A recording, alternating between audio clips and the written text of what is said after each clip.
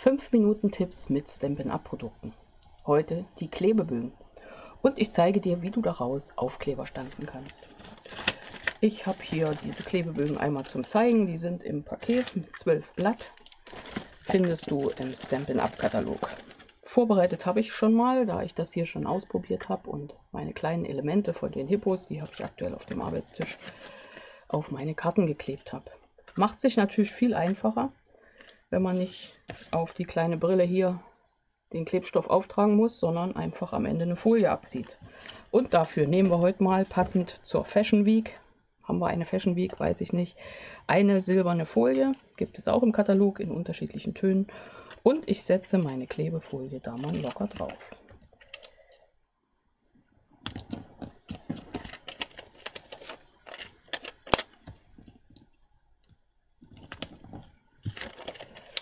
So, ich ziehe es vom Trägerpapier ab, hat den Vorteil, klebt gut, nicht nur an den Fingern, aber vor allem da drauf. Schauen, dass du alle Klebepunkte übernimmst, hat funktioniert.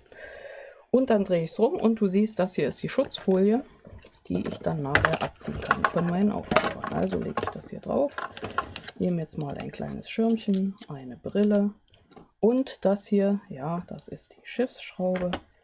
Und dann drehe ich das durch meine Stanzmaschine.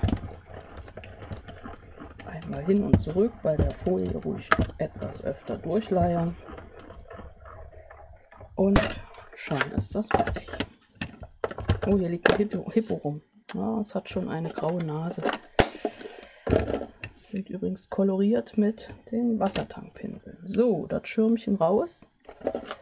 Notfalls was, um das hier aus der Form zu holen. Hier ist der Schirm, wunderbar in Silber, ist ja auch mal schick.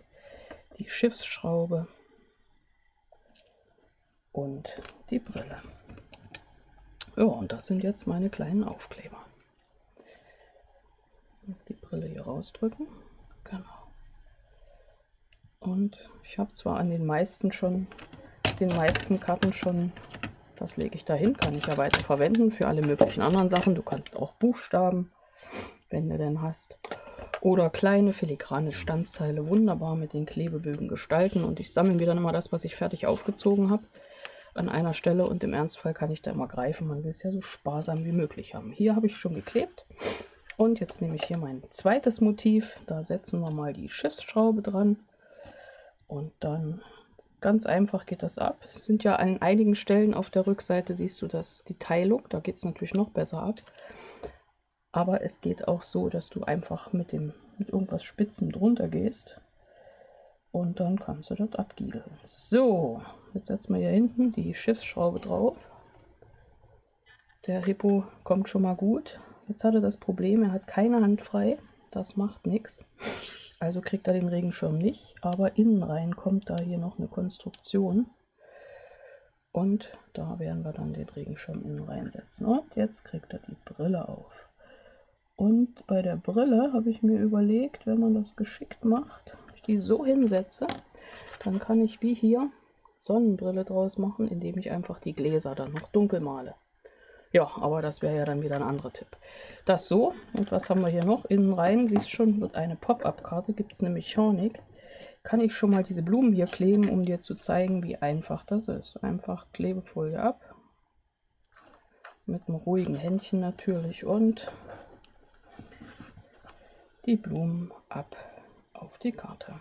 Und egal welche Motive und egal wie klein, du siehst ja auch, die Brille ist ja nur wirklich sehr filigran. Super Idee mit der Klebefolie. So. Ja. Noch mehr Hippos, noch mehr kleine Elemente. Du siehst es schon. Hier wird fleißig gebadet. Ja, das war mein Tipp. Aufkleber selber stanzen mit den Klebebögen von Stampin' Up. Hier geht es weiter mit noch mehr Ideen und Tipps. Findest du alles hier auf meinem Kanal. Also am besten gleich abonnieren und bleib dran. Wir sehen uns in einem meiner nächsten Videos. Bis dahin, ich freue mich auf dich. Deine Angela von der Stempelfamilie.